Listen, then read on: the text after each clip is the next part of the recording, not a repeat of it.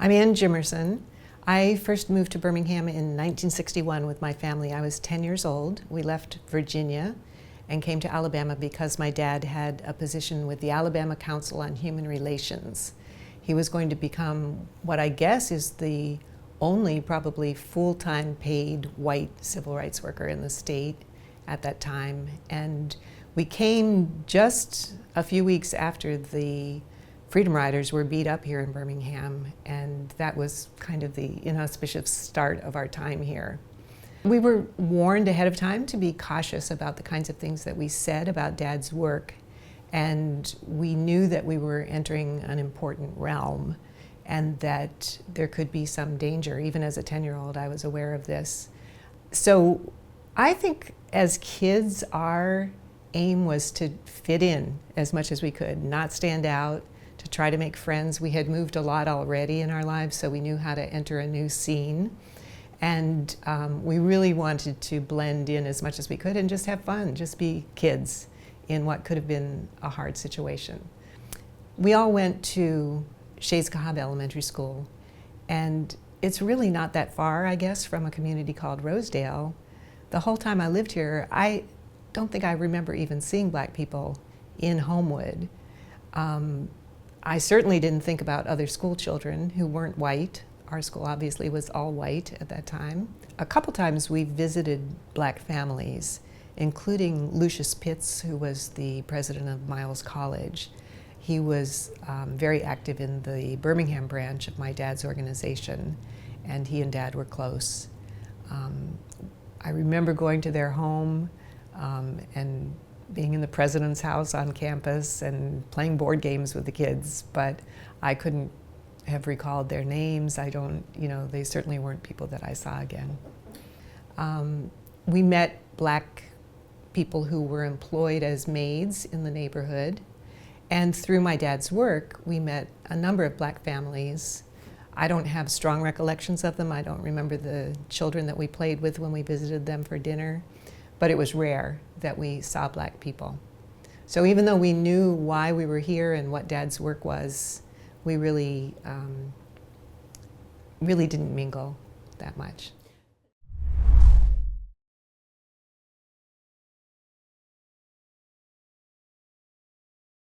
My dad is Norman C. Jimerson. Everyone called him Jim Jimerson. He was born in upstate New York and went to college in Michigan and then seminary. And as he was in seminary in Massachusetts, I don't know when he got the idea, but I think one of his life aims was to be a chaplain in a prison.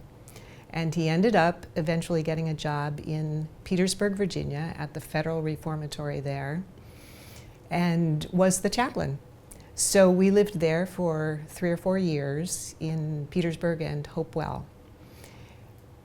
During the time there in Virginia, Dad got involved with a ministerial association in Petersburg, Virginia.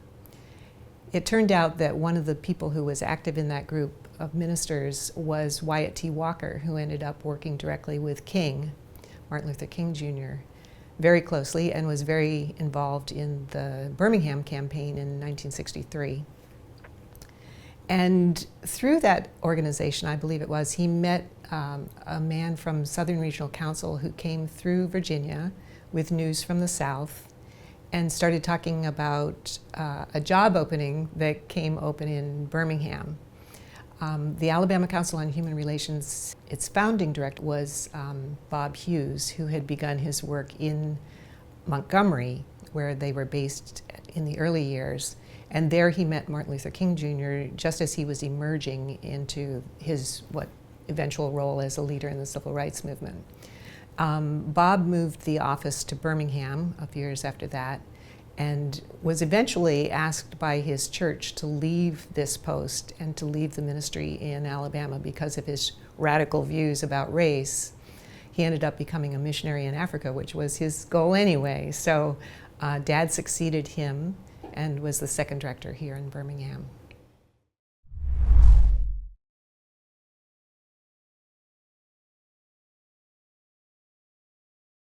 When we were in Virginia and Dad first started thinking about this job, it took him about 6 months to convince my mom that she should move us into the Deep South at that time to work in race relations.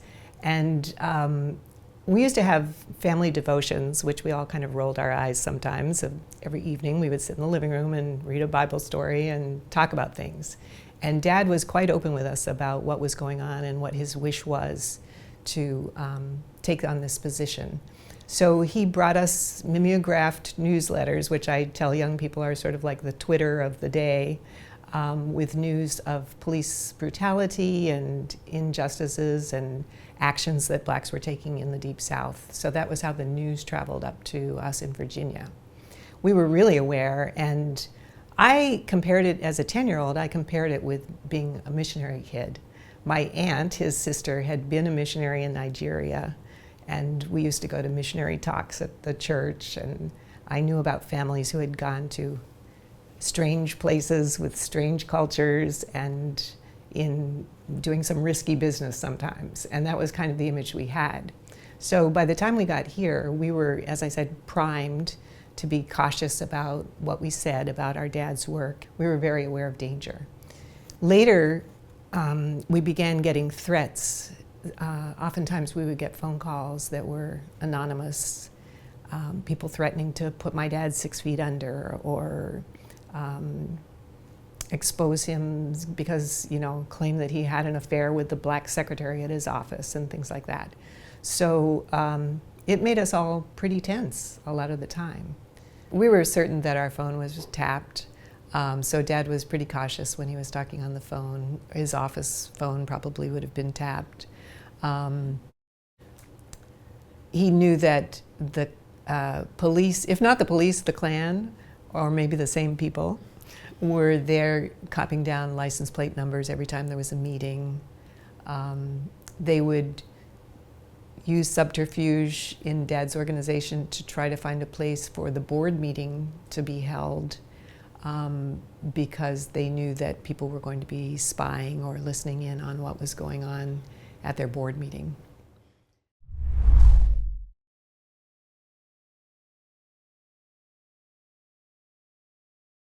Communism was everything in those days. We lost our next door neighbors because they were sure that we were communists, and they actually sold their house and left the neighborhood in Homewood after we had been there about a year. My babysitting clients left the neighborhood because they were sure my dad was a communist. My dad's comeback to everybody was, "I'm a Christian minister. That doesn't go with communism." And he himself, Dad, had spoken up against McCarthyism when we lived in New Hampshire back in the 50s. It was almost like a fever that the country had. And there was a moment when my mom confessed later that she had been concerned. She had heard a rumor about one of her good friends that perhaps they were communists. And she got a little churned up herself. She was worried about it. So she got past that, but it was on everybody's mind, and it was really a big concern. We lost a deal on the first house that my parents tried to buy because someone thought that they were communists or they didn't want them involved.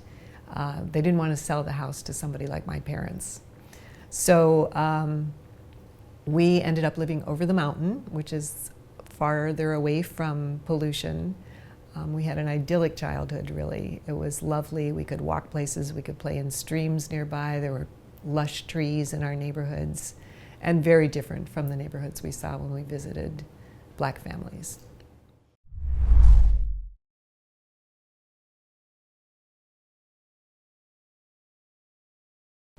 I'm not sure that I remember that much about the Children's Crusade. Dad certainly brought home news. He never kept things from us. Maybe he went a little too far in exposing us to what was going on.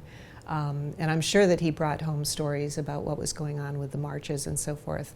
But it wasn't the center of my attention in May. I would have been in 6th grade at that time. And I was aware of other things that were going on, but I'm not sure that I knew that the marches were happening. I must have known at some level, but it didn't stick with me until years later when I read about it. You would think I would have known that. I don't know how it slipped by me. And I'm sure my brother Rand was more alert to that. He's 2 years older than I am.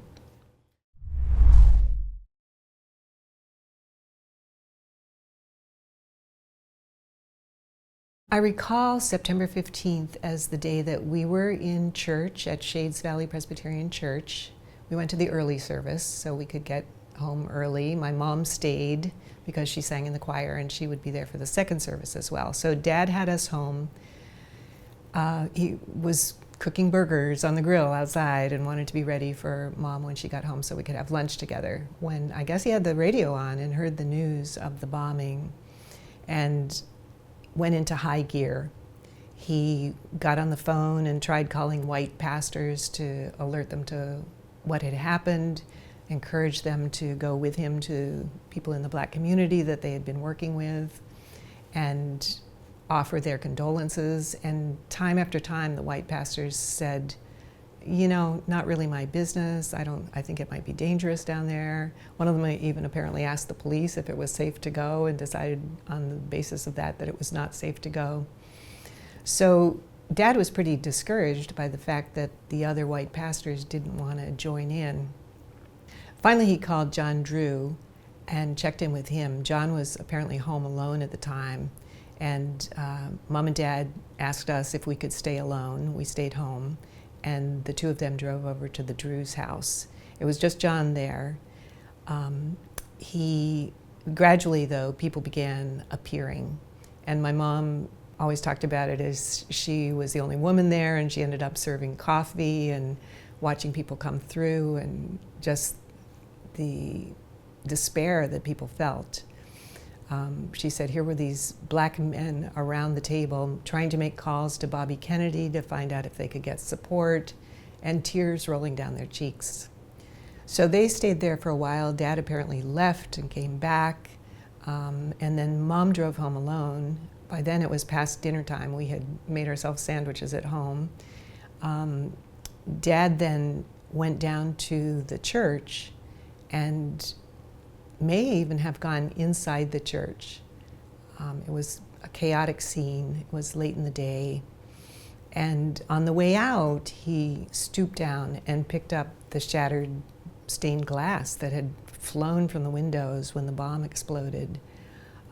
He ended up coming home with what I remember as a box full of dusty shards of stained glass that the next day we looked at. I can remember sitting in the hallway at our home and spreading the pieces out and just feeling all kinds of feeling about what must have happened, what that scene was like. That glass then became, excuse me, the stained glass became an important part of our family life. There was one shard in particular that was about this big, a rosette of stained glass that my mom perched on the dining room hutch, and it was always there for probably 40 years. Wherever we lived, she would take that glass out and put it back on the hutch, and just reminded us of that time.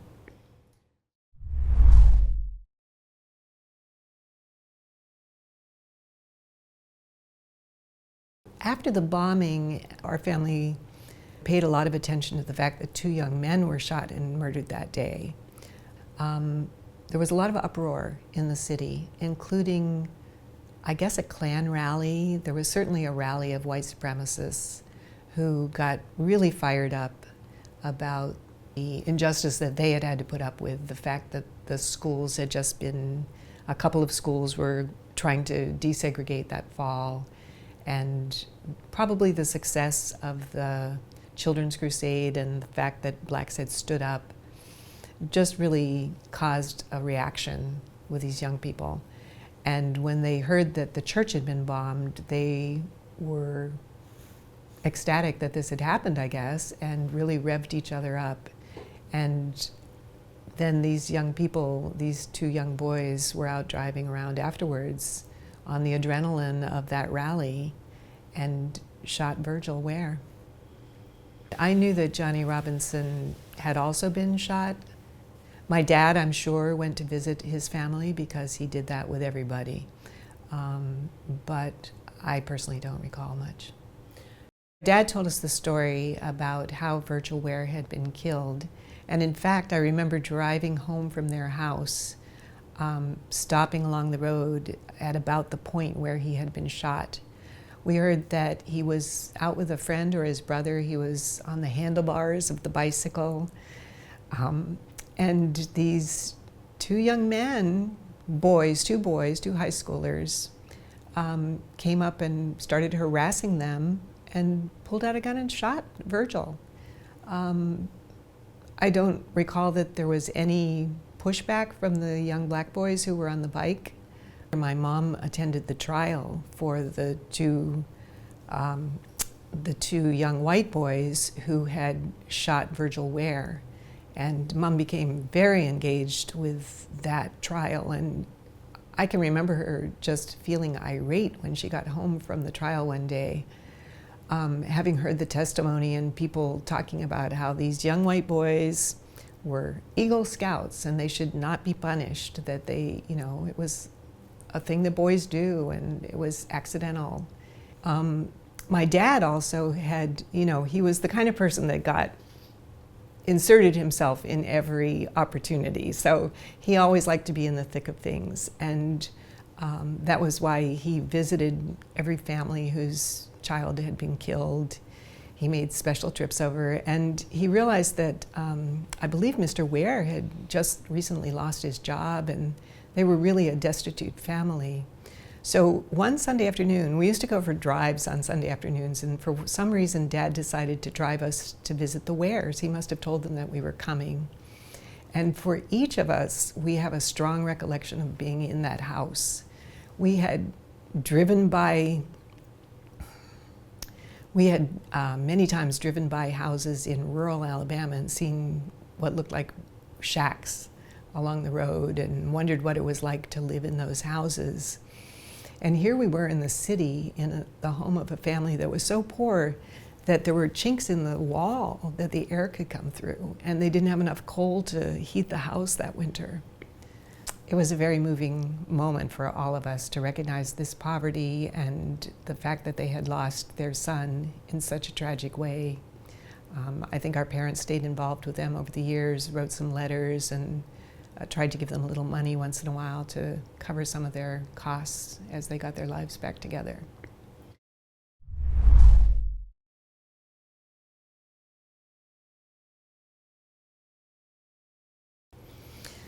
The day after the bombing, we all went back to school, and I've learned in years since that every black child across the city went back to school too. I don't know how they did that. We went back to school and no one said a word about it. People had to know that this had happened. Even if the students didn't know, the adults must have known that there had been this tragedy. No one raised it as an issue to talk about. No one asked us if we had heard about it or how it felt to learn that these children our age had been murdered.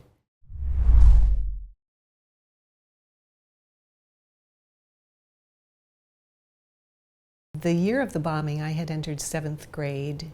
I was enrolled at Homewood Junior High School, it was called at the time. We had just been in school for a few weeks, of course, when the bombing happened. And after I saw the glass, our art teacher, Miss Lemon, introduced the idea that we could all do a glass project. Of course, it had nothing to do with that, where we would put broken pieces of glass into a kiln, and the edges would be softened, and then we could use them almost like tiles to make a mosaic pattern. And I was intrigued with this idea. I loved art class and wanted to be an artist, so I took this to heart. And then it occurred to me that my mom had this glass, and wouldn't that be special? And I could make maybe a coffee table or something. So I entered this negotiation just sure that my mom, who always encouraged my creativity, would be glad to have me use this glass in the project, but she had better ideas that this was precious and should not be used that way. Finally, I convinced her to give me a few pieces of glass, and I did put them in the kiln, and I did soften the edges, and I intended to make that project. I think it was overwhelming to me. I really never completed the project. The sanctity of that glass was just bigger than I could approach as an art project.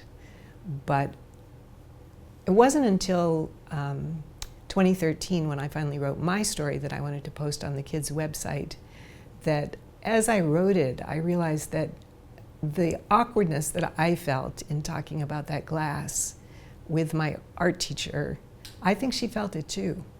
And even though we had never anybody had ever spoken about the bombing in our school, I think she and I shared a moment of respect.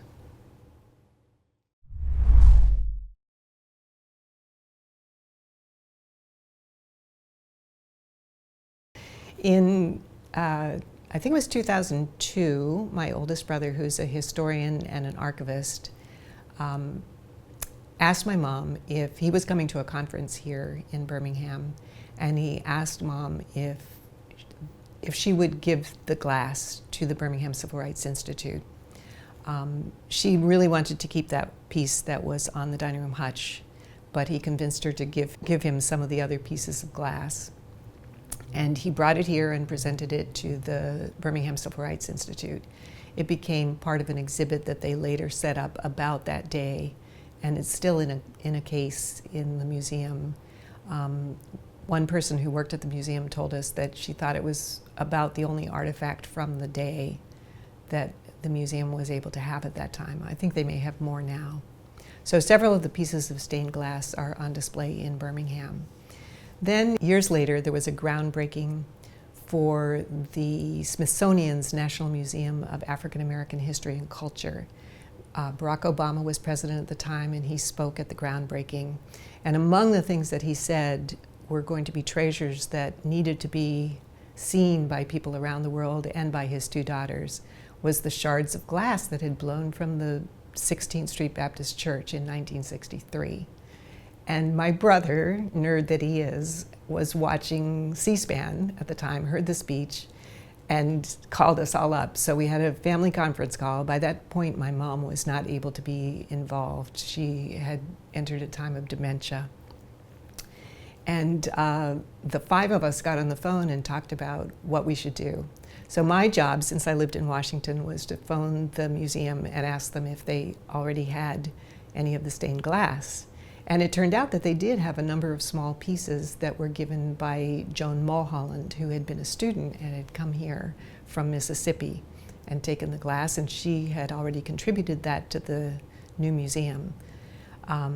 But when I showed them a photograph of what we had, they said, yes, indeed, we want that piece of glass in the collection. So it's ended up becoming part of a beautiful display that the National Museum of African American History and Culture made in Washington, D.C.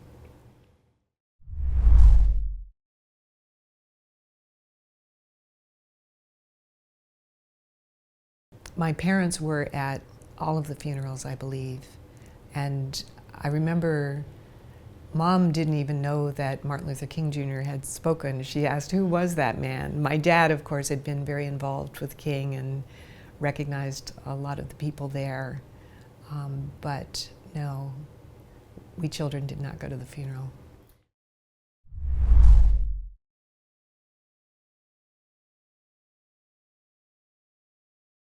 We always knew his name. I'm sure even before we came to Birmingham, we knew who Dr. King was. And Dad really enjoyed rubbing elbows with people who were in the thick of things. So we understood that he and Martin Luther King Jr. had each attended Boston University Theological School. Dad had done some graduate work there, and I think Dr. King has a degree from there. So they felt they had that connection, both Baptists. We have a photograph of Dad standing right behind him at a convention that he was at with Dr. King. So he had that connection. Then he also had the connection through Wyatt T. Walker. He told a story in later years. Dad was kind of disappointed that his role in this wasn't acknowledged in books that were beginning to come out. But during the time that the city of Birmingham was trying to change government in order to get Bull Connor out of office, a couple of the white men that were involved in Dad's group, David Vann and Chuck Morgan, I think, convinced Dad that he was the person who needed to fly over to Atlanta and convince King and his organization that it was too early to come to Birmingham. And Dad scoffed a little and said, this is me, a white guy, showing up and telling him to wait. But he decided to take the task on because it seemed important politically that they let this election go through first and try to get some of the rabid segregationists out of power.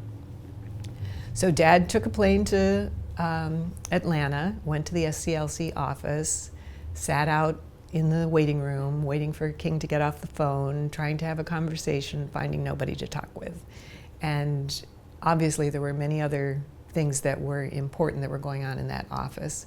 So he left discouraged and went to the airport to fly home, and just happened to run into Wyatt T. Walker at the airport. They recognized each other and they sat down to chat.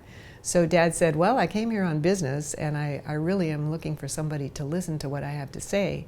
And Wyatt T. Walker apparently gave him 45 different reasons of why he was not going to hear what Dad had to say. And finally my dad said, all right, I just want you to listen to it once.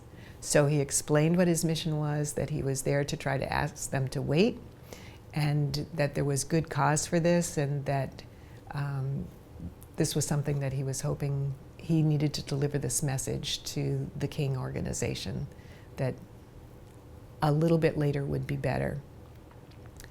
Wyatt T. Walker heard him, didn't say thank you, didn't say I'm taking the message back, and left him at the airport. So Dad felt that he had had some small role in getting that message through, because indeed they did wait a little while before they came to Birmingham.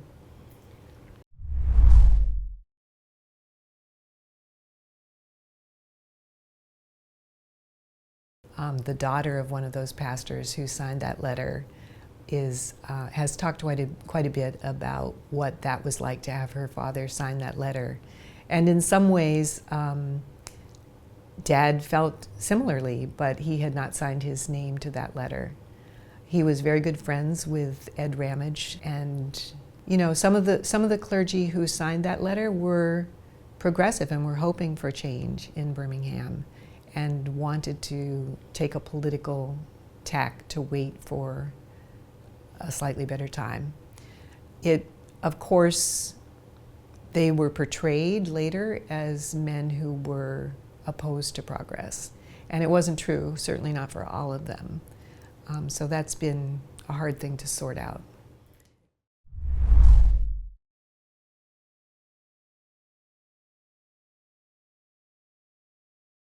We always knew the name Fred Shuttlesworth. Dad liked to joke around with him. He had meetings with him. They were very engaged, and years later, Dad was invited to come to Birmingham for the inauguration of the Birmingham Civil Rights Institute. He was on a panel. I think he was on a panel with Fred Shuttlesworth, and they joked about how they had been on opposite sides many times in terms of strategic thinking about how things should move forward. And the truth is, there was a lot of dissension, even among the blacks who were leading this group, and certainly between blacks and whites, about what made strategic sense. So we knew that they didn't always see eye to eye, but Dad really admired Fred Shuttlesworth, his bravery and the passion that he brought to the work. There was a moment when Fred Shuttlesworth wanted to speak with my dad, but they were concerned about where they could do that was private enough that they would not draw attention to it.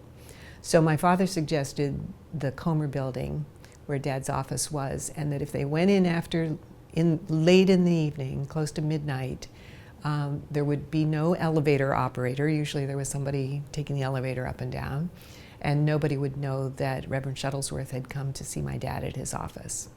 So they made this arrangement. The elevator was on automatic, and they were able to take themselves up to Dad's office. They met for about 45 minutes, talking about what would be happening. This was right at the beginning of the Project C, and what the plans would be. So they worked it out and went back down the elevator and went home. The next day, my dad came into the office, and the black woman who ran the elevator waited until she was alone with Dad in the elevator and said, "So I understand Reverend Shuttlesworth was with you last night."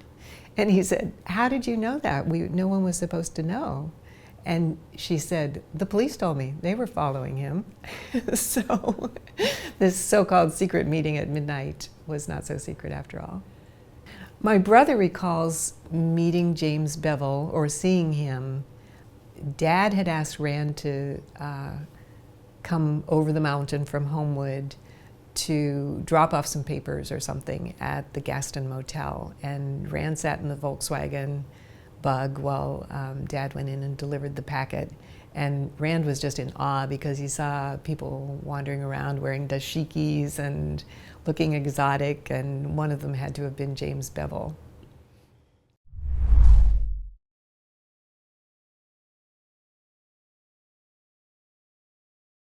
A lot of people came through Birmingham in those days because it was the center of the civil rights movement for a time. And it was also considered the most segregated city in the country.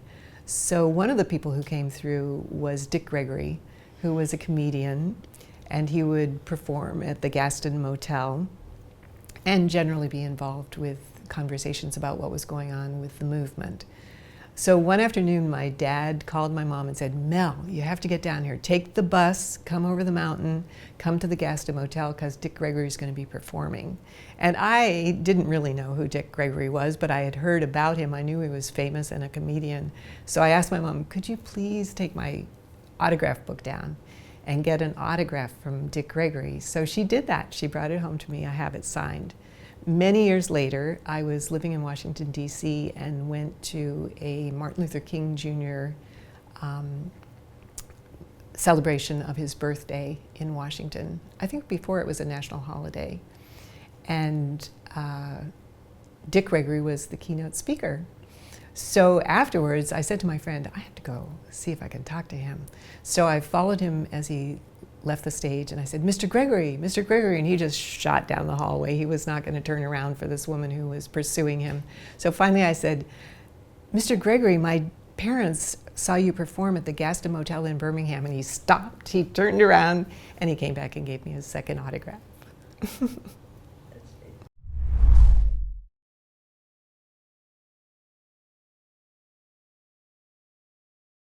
My mom who's a singer herself and was in the choir, told me that there was a folk singer coming to town, and didn't I want to come to hear her sing at Miles College. I was, 11 years old, and I said, "Ma, I'm not going. Maybe next time." So she came home the next day and told me about how exciting it was. This young woman had an amazing voice, and she came out barefoot and entertained people, and they all held hands and sang "We Shall Overcome." And years later, I realized it was Joan Baez who was performing, and I had missed that opportunity. I finally tracked down a CD that has that particular recording on it. And I'm sure I heard my mom's soprano joining in. But no, I didn't go.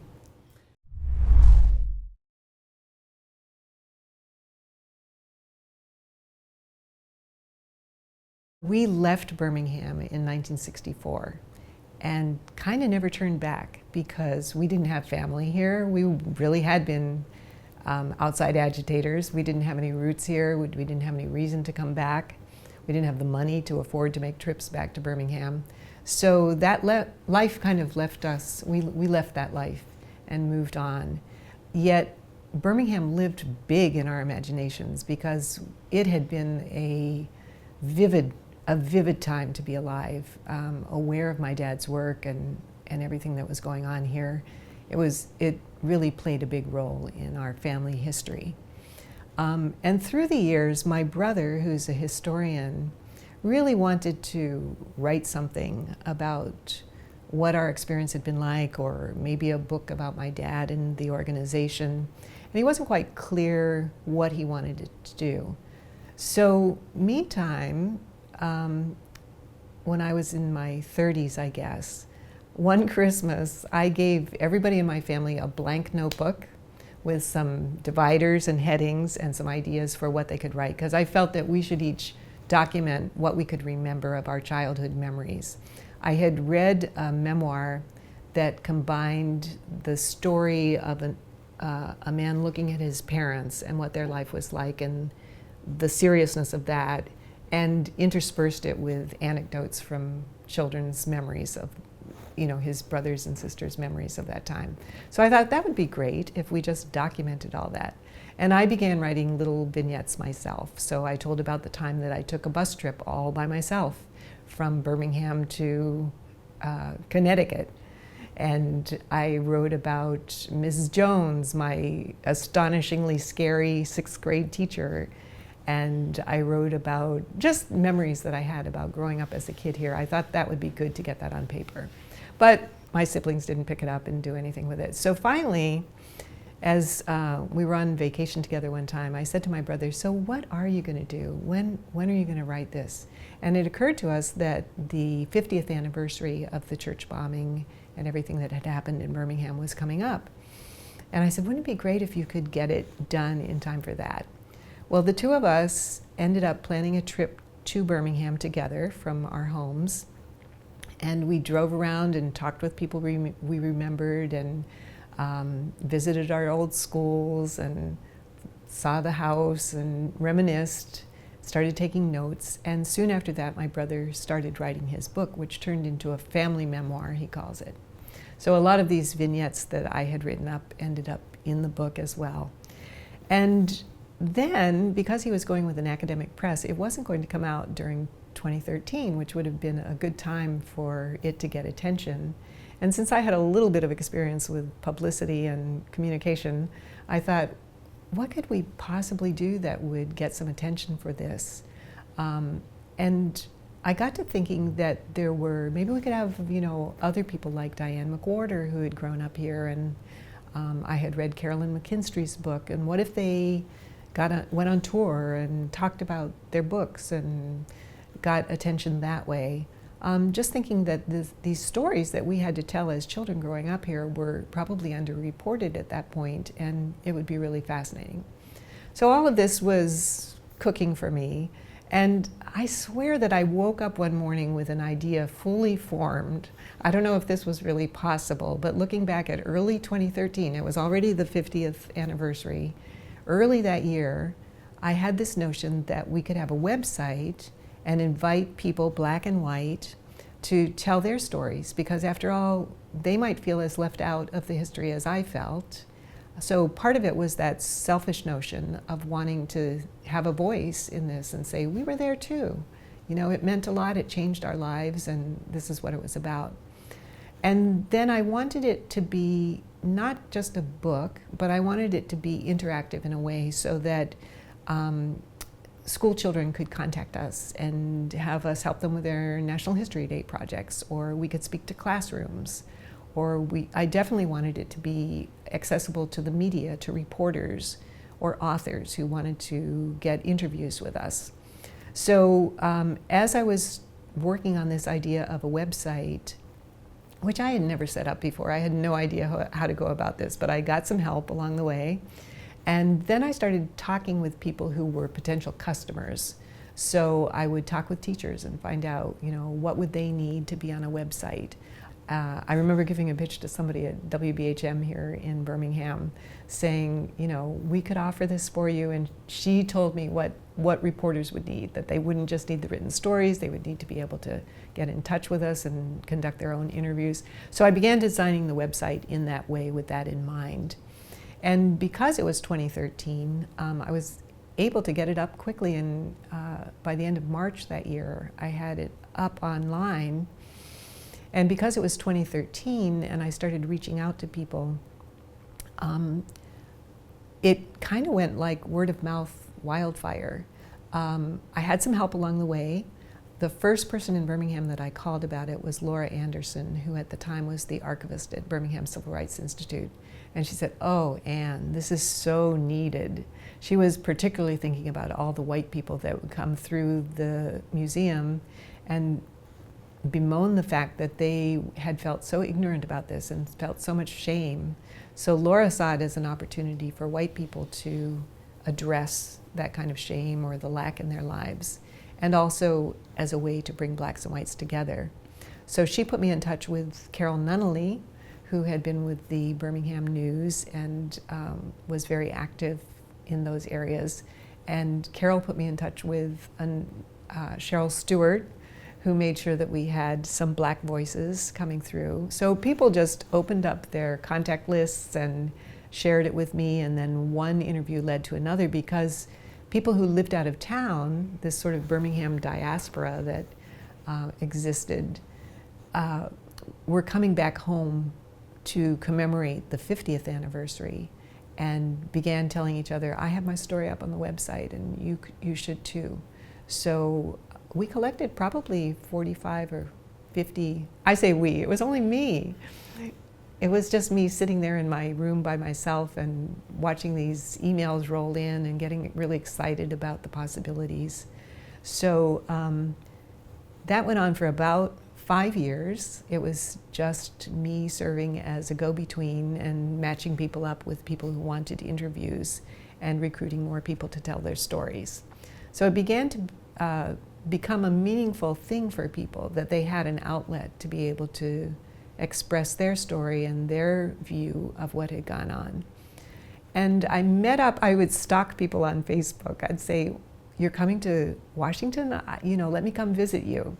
So one of those people was Deborah Walker, who works in diversity issues and does training.